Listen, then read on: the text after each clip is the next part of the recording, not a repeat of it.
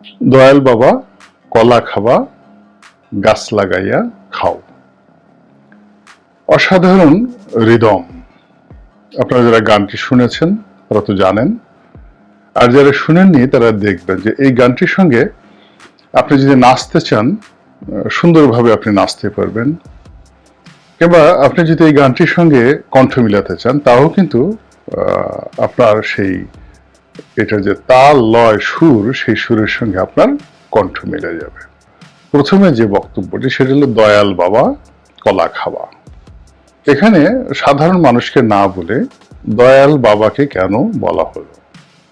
দয়াল বাবাকে আমাদের দেশে সাধারণত বিভিন্ন মানুষ সং ধরে, ভং ধরে, নেতা হওয়ার চেষ্টা করে, গুরু হওয়ার চেষ্টা করে, তারপর অলি আল্লাহ গাউস কুতুব হওয়ার চেষ্টা করে, পায়ের উপর পা তুলে তারা অন্যের উপার্জনের পোলাও কুরমা এগুলো খাওয়ার চেষ্টা করে, পরিশ্রম করে একজনে খায় আর একজনে, এইরকম বাক্স একটা পেতে তারপরে শেষে সেই সাধারণ মানুষের দান গ্রহণ করে, পরিশ্রমের অর্থ গ্রহণ করে তারা যে জীবনযাপন করার চেষ্টা করে তাদেরকে ইন্ডিকেট করে মূলত এখানে স্যাটায়ার করা হয়েছে দয়াল বাবা কলা খাবা গাছ লাগাইয়া খাও। আপনি যদি কলা খেতে চান, তো কলা যদি আপনি খেতে চান তাহলে আপনি কলা গাছ লাগাবেন, পরিশ্রম করবেন, কলা গাছের পরিচর্যা করবেন, তাহলে আপনি কলা খাবেন এবং সেই কলা খাওয়ার মধ্যে আপনার গর্ব আছে, প্রশান্তি রয়েছে, সফলতা রয়েছে। কিন্তু অন্যের রোপণ করা যে কলার গাছ এবং সেখানে যে উৎপাদিত কলা সেটি আপনি খেতে পারেন না। সেটি যদি আপনি খেতে যান আপনি নিন্দিত হবেন, বিপদে পড়বেন, লাঞ্ছিত হবেন, অপমানিত হবেন। এটি হলো মূল কথা। এবং এখানে এবং আমরা যারা কম বুঝি তারা এই দয়াল বাবা কলা খাওয়ার মতোই এদেরকে ঠিক সেই দয়াল বাবা মনে করছি। কিন্তু বাস্তবতা হলো যে বাংলাদেশের যদি কোনো অভ্যুত্থানের পেছনে, গণতন্ত্র প্রতিষ্ঠার পেছনে এই পশ্চিমাদের কোনো সুদীর্ঘ প্ল্যান থাকতো, তাদের যদি পরিকল্পনা থাকতো, তাদের যদি ইনভেস্টমেন্ট থাকতো, আজকে ডোনাল্ড লুকে আমরা স্যালুট জানাতাম। This is one. দ্বিতীয় যে দয়াল বাবার যে গ্রুপটি সেটি হলো এখন যারা রাষ্ট্র ক্ষমতা আসতে চাচ্ছেন রাজনৈতিক দলগুলো, তাদের বাস্তবতা হলো যে 4 তারিখ পর্যন্ত তারা ছিলেন প্রচন্ড ভীত সন্ত্রস্ত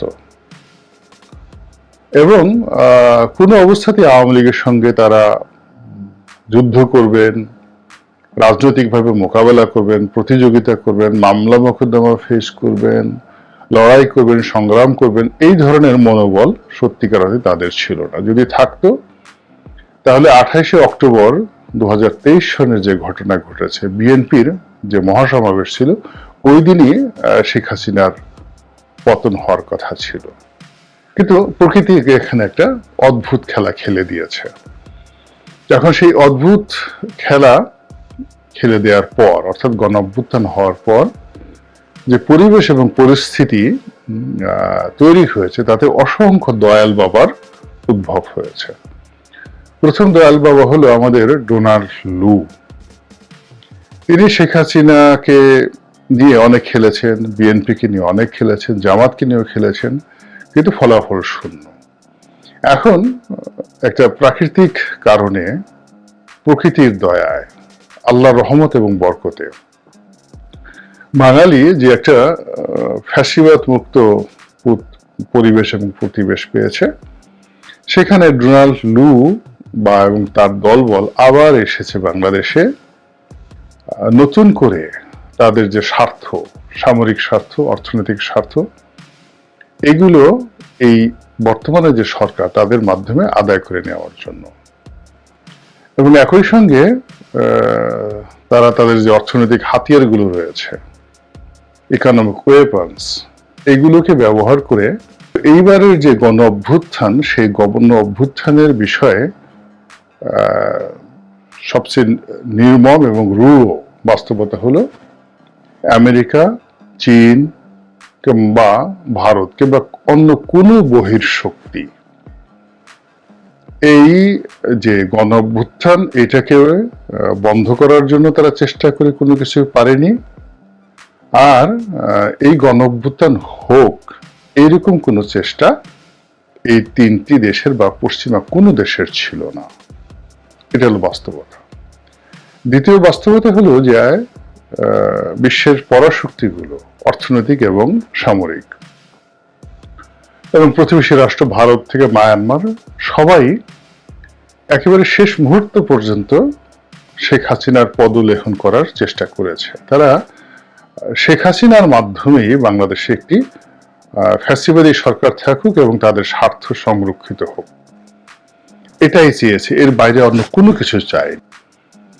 এবং আগে যেভাবে শেখ হাসিনাকে জনগণ থেকে বিচ্ছিন্ন করে দেওয়া, তাকে আমলা নির্ভর করা, তাকে স্বৈরাচারী বানানো, তার মধ্যে গণতান্ত্রিক যে মনোভাবগুলো ছিল সেগুলোকে বিদূরীভূত করে তাকে একজন জঘন্য মানুষে পরিণত করার জন্য দিল্লি এবং আমেরিকার যে মাস্টার প্ল্যান ছিল, ঠিক একই মাস্টার প্ল্যান নিয়ে এখন কিন্তু আবার দিল্লি এবং আমেরিকা এই নতুন করে বাংলাদেশে ঢোকার চেষ্টা করছে। ক্ষমতা গ্রহণ করার মাধ্যমে গণতান্ত্রিক প্রক্রিয়াতে ক্ষমতা আরোহণ করে যদি আপনি বৈধ ব্যবসা করেন, বাণিজ্য করেন, তাহলে আপনি যে গাছ লাগিয়ে সেই গাছের ফলাফল খাচ্ছেন কেউ আপনাকে নিয়ে প্রশ্ন করবে না। কিন্তু এখন যে একটা ট্রানজিশনাল পিরিয়ড চলছে, এই পিরিয়ডে যদি কেউ এই সুযোগটি গ্রহণ করার চেষ্টা করে, তাদের অবস্থা ওই প্রথম যেটা বললাম ডোনাল্ড লুইয়ের মতো হবে। অর্থাৎ অ্যাজ এখন বাংলাদেশে এসে এরকম একটা ভাব দেখাচ্ছে ডক্টর ইউনূসের সঙ্গে বৈঠক করে, যে ডক্টর ইউনূসকে ক্ষমতায় বসিয়েছেন তারা, তাদের মাস্টার প্ল্যান অনুযায়ী সবকিছু হয়েছে, এই আন্দোলনের পেছনে তাদের হাত ছিল, এই যে তারা সরকারকে সাহায্য করার জন্য $2 বিলিয়ন তারা দিচ্ছে, $1 বিলিয়ন তারা ব্যাংকিং খাতে বিশ্ব ব্যাংকের মাধ্যমে দিচ্ছে, এরকম নানা রকম যে তৎপরতা, এই তৎপরতা বোঝার ক্ষমতা যদি আমাদের না থাকে তাহলে আমরা আবার প্রতারিত হব। দেশের খুব কাছাকাছি আছেন এবং চট করে যে কোনো মুহূর্তে তিনি ঢুকে পড়বেন, অনেকটা ছেলের হাতের মোয়ার মতো। তাহলে বোঝার চেষ্টা করুন যে তারা কলা খাওয়ার ব্যাপারে, গাছ না লাগিয়ে কলা খাওয়ার ব্যাপারে কতটা বাক্যে বলা হয় সিদ্ধ হস্ত। এবং সবার শেষে এখন ডক্টর ইউনূস থেকে শুরু করে এখন যারা তার সঙ্গে উপদেষ্টা মণ্ডলী রয়েছেন, আপনি গত 15 বছরে তাদের অ্যাক্টিভিটিস দেখেন, তাদের ফেসবুক চেক করেন, কিংবা গত 1 মাস আগে তাদের অ্যাক্টিভিটিস দেখেন, অথবা 5ই আগস্ট 2024 তারিখের আগের 15 দিনে তাদের অ্যাক্টিভিটিস দেখেন, যে এদেশের সংগ্রাম, এদেশের কষ্ট, এদেশের অর্থনীতি, এগুলো নিয়ে তারা অ্যাজ এ লিডার, নেতা হিসেবে কোনো কিছু কখনো ভেবেছেন কিনা, চিন্তা করেছেন কিনা, বা কোনো কর্মকাণ্ড করেছেন কিনা। কিন্তু যে কোনো ভাবে হোক না কেন তারা এখন দয়াল বাবা হয়ে গেছেন, তারা ক্ষমতার চেয়ারে বসে পড়েছেন। এবং এই যে তারা ক্ষমতার চেয়ারে বসে পড়েছেন এবং তারাই দীর্ঘদিন লড়াই সংগ্রাম করে আজকের এই অবস্থাটা তৈরি করেছেন, সুতরাং আগামীতে তারা ক্ষমতায় আসবেন এবং ক্ষমতার যে রূপ রস গন্ধ এগুলোর তারা ভাগীদার হবেন। ভালো কথা। কিন্তু তাদের মধ্যে যে অংশটি, সমস্ত রাজনৈতিক দলই মন্দ লোক থাকে, আওয়ামী লীগে আছে, বিএনপিতেও আছে। তো বিএনপি যে মন্দ যে লোকগুলো, মূলত তারা বিএনপি করে মন্দ কাজ করার জন্য, যে দল যদি কোনোদিন ক্ষমতায় আসে এরা এই কাজগুলো করবে। তো সেই মন্দ লোকের সংখ্যাগুলো অনেক অনেক বেশি, তারা ভাইরাস আকারে সারা বাংলাদেশে তারা ছড়িয়ে পড়েছে। এবং যে যার মতো করে একেবারে ছোট ছোট, কেউ যদি কোথাও কারো আস্তাবল থেকে একটা ঘোড়া নিয়ে যেতে পারে, কারো গোয়াল ঘর থেকে একটা গরু নিয়ে যেতে পারে, এমনকি একটা মুরগি যদি নিয়ে পিকনিক করতে পারে, সেই অত্যাচারটুকু কিন্তু এই গ্রাম বাংলায় চালু হয়ে গেছে। তো কাজেই এই যে দয়াল বাবা কলা খাওয়া, এই কলা খাওয়ার জন্য একটা সুন্দর নির্বাচনে অংশগ্রহণ করতে হবে, জনগণের ভোট পেতে হবে, শান্তিপূর্ণ সহ অবস্থান লাগবে, এবং ধারাবাহিকতা নেই, কোনোটার সাথে কোনোটা মিলছে না। ডক্টর ইউনূস সাহেবের কথার সঙ্গে অন্য কোনো উপদেষ্টার কথাবার্তা মিলছে না। তাদের কোনো সিদ্ধান্তের যে পরিপূর্ণ বাস্তবায়ন সেটা আমরা দেখতে পাচ্ছি না। সবকিছু যেন হ্যাফহাজার্ড এলোমেলো একটা অবস্থা তৈরি হয়ে গিয়েছে। তো এই যে এলোমেলো অবস্থা, সেই অবস্থার প্রেক্ষাপটে যেটা হচ্ছে, আমরা যারা সাধারণ জনগণ, আমরা যারা গাছ লাগাচ্ছি নিজেরা খাওয়ার জন্য, নিজেরা বেঁচে থাকার জন্য, আমরা যে শ্রম করছি, আমরা যে উপার্জন করছি, সেই উপার্জন এসে দয়াল বাবা বা দয়াল বাবার দল যারা কোনো পরিশ্রমই করেনি, কোনো কাজ করেনি, আমাদের জন্য না, তাদের নিজেদের জন্য না, কিন্তু তারা এসেই পাকা কলাটা ঘপাঘপ করে খেয়ে ফেলবেন। এটা নিয়েই আমাদের আপত্তি। আল্লাহ আমাদের সবাইকে হেদায়েত দান করুন এবং হেফাজত করুন।